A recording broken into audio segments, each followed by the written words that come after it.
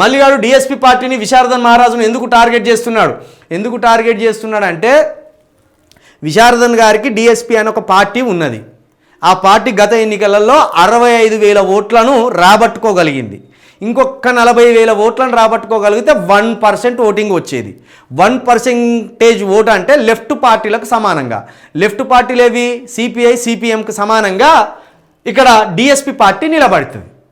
DSP party ఒకవేళ ఇక్కడ నిలబడ్డది అనుకో, 1% ఓటింగ్ ఉన్న డిఎస్పీ తోటి బీఆర్ఎస్ఐ కనుక పొత్తుకు వచ్చిందనుకో, ఒక 2 సీట్లో 3 సీట్లో డిఎస్పీ పార్టీకి ఇచ్చిందనుకో, ఈ అలయన్స్లో BRS alliance with DSP alliance తోటి ఇద్దరు గెలిచింది అనుకో, డిఎస్పీ నుండి ఒక్కడే గెలిచింది అనుకుందాం, ఏందన్నట్టు ఇది బహుజన రాజ్యాధికారానికి బాటలు పడ్డట్టు. ఒక్క ఎమ్మెల్యే పోయి డిఎస్పీ నుండి అసెంబ్లీలో మాట్లాడిందంటే ఆటోమేటిక్గా ఒకరిని చూసి మార్పు చెందినట్టే కదా. డిఎస్పీ మన పార్టీ, ఎస్సీ బీసీ ఎస్టీల పార్టీ అనే ఆలోచన వచ్చిందంటే మల్లిగాని దుకాణం బంద్ అవుతుంది కదా. కాబట్టి డిఎస్పీ పార్టీ లేకుండా దాన్ని మొత్తం కనుమరుగు చేయాలి. అది ఇప్పుడిప్పుడే పుట్టు పోసుకుంటున్న ఆ పార్టీని కనుమరుగు చేయాలి. అందుకు విశారదన్ మహారాజు జ్ఞానంతో మల్లిగాడు ఎదిగిండు. మా ప్రజలు ఒక్క పూట ఛాయ్ బంద్ చేస్తే 5 కోట్ల రూపాయలు ఉంటాయి, మా ప్రజలు ఒక పూట మటన్ బంద్ చేస్తే 300-400 కోట్ల రూపాయలు మాకు ఉంటాయి అని విశారదన్ మహారాజు గారు గత 8 సంవత్సరాల క్రితం ఈ డైలాగ్ కొడితే వీడు మొన్న కొట్టి ఆ డైలాగులు అవి నా డైలాగులు అని చెప్తారు చింతపండు గాడు. ఈ డైలాగులు నాయని చెప్తారు చింతపండు గాడు. బీసీ వాదాన్ని పట్టుకొని మునుగోడు ఎన్నికలల్లా రెడ్డిల ఓట్లు మాకొద్దు, రెడ్డిలు మాకు ఓట్లు వేయకండి, మా ఓట్లు రెడ్డిలు అడగకండి అని విశారదన్ మహారాజు గారు మునుగోడు ఉప ఎన్నికల్లో భాగంగా 2021లో ఆ డైలాగ్ కొడితే వీడు మొన్న వరంగల్ సభలో ఆ డైలాగ్ కొడతాడు.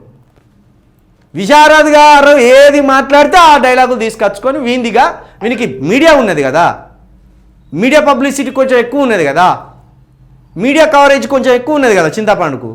అట్లా ఇవన్నీ నా డైలాగులు నా వ్యూహాలు అన్నట్టు చెప్తున్నాడు అన్నట్టు. కాబట్టి డిఎస్పీ పార్టీ అనేది ఎస్సీ బీసీ ఎస్టీలకు సంబంధించిన పార్టీ. ఆ పార్టీని మీరు నిలబెట్టుకుంటే భవిష్యత్తులో అది మీ గొంతుకుంటుంది. నేను 2023 అసెంబ్లీ ఎన్నికలలో 3 పార్టీలో కోట్లేయమని చెప్పిన. కేసీఆర్ నచ్చకపోతే బీఎస్పీకి వేయండి, బీఎస్పీ నచ్చకపోతే డిఎస్పీకి వేయండి అని చెప్పిన. ఎందుకంటే బీఆర్ఎస్ అనేది మన ప్రాంతీయ పార్టీ, బీఎస్పీ అనేది ఎస్సీ బీసీ ఎస్టీల పార్టీ, డిఎస్పీ అనేది ఎస్సీ బీసీ ఎస్టీల పార్టీతో పాటు తెలంగాణకు సంబంధించిన పార్టీ. దానికి నేను స్ట్రాటజీ కూడా చెప్పిన. నేను మన వాళ్ళు అర్థం చేసుకోలే. ఒకవేళ కాంగ్రెసు బీజేపీ ఈ 2 పార్టీల దేశంలో ఈ 2 పార్టీలే ఉంటే ఈ సౌండ్ మెసేజ్ వస్తాయి కదా, మళ్ళీ చెప్తా, కొంచెం టైం తీసుకోని చెప్తా. ఇది అర్థం చేసుకోరు ప్రజలు, ప్రతి ఒక్కరు ఇది అర్థం చేసుకోవాలి.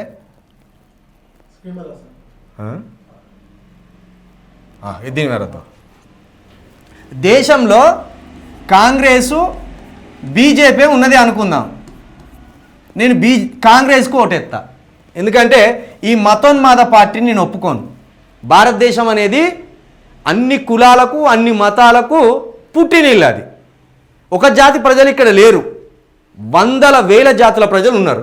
కాబట్టి వీళ్ళనే నినాదానికి నేను ఒప్పుకోను. ఇది 100% సెక్యులర్ దేశం. కాబట్టి కాంగ్రెస్కే ఓటు వేయమని చెప్తా.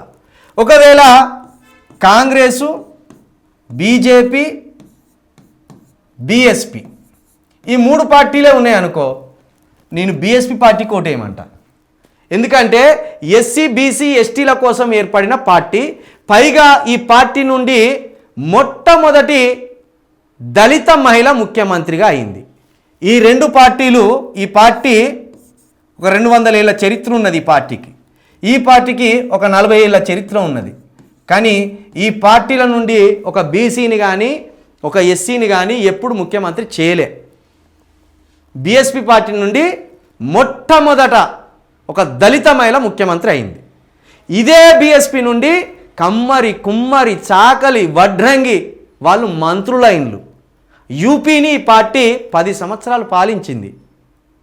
ఇట్లా ఒకవేళ కాంగ్రెసు బీజేపీ బీఎస్పీ బీఆర్ఎస్ ఇట్లున్నాయనుకో నేను బీఆర్ఎస్కే ఏమంట.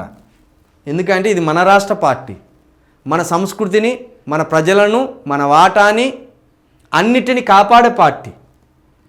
ఒకవేళ బీఆర్ఎస్ కాకుండా డిఎస్పి ఉన్నదనుకో, ఇది ఎస్సీ బీసీ ఎస్టీల పార్టీ. దీనికి ఫస్ట్ ప్రయారిటీ ఇవ్వమంట, దీనికి సెకండ్ ప్రయారిటీ ఇవ్వమంట. ఓటర్లు ఇట్లా ఆలోచించాలి, మనం ఎంతమంది జనం ఉన్నాం, మనకెందుకు మంత్రి పదవులు లేవు, మనం ఎందుకు రాజ్యాధికారంలో కూర్చోలేదు, ఇట్లా ఆలోచించాలి. ఇది రాజకీయాన్ని ఆలోచించే విధానం. ఈ 2 పార్టీలే ఉన్నప్పుడు కాంగ్రెస్కి వేయాలి, ఈ 3 పార్టీలే ఉన్నప్పుడు బీఎస్పీకి వేయాలి, ఈ 4 పార్టీలు ఉన్నప్పుడు బీఆర్ఎస్కి వేయాలి. ఎందుకంటే మనకు ప్రాంతం ముఖ్యం. మనం తెలంగాణ నుండి పోయి ఉత్తరప్రదేశ్లో బతుకుతామంటే ఎవడు బతకనియాడు. ఉత్తరప్రదేశ్ వాడు వచ్చి ఇక్కడ గప్చుపులు పెట్టుకుంటాడు, కానీ మనం పోయి ఆడ బతుకుతో ఒక్క రోజుకే చంపేస్తాడు వాడు మనల్ని కలుపుకపోడు, మనం కలుద్దామన్నా వాడి దగ్గర రానియాడు. ఇది రాజకీయాన్ని ఆలోచించే విధానం. కాబట్టి మిత్రులారా, డిఎస్పి పార్టీని మల్లిగాడు అందుకు టార్గెట్ చేస్తున్నాడు అన్నట్టు.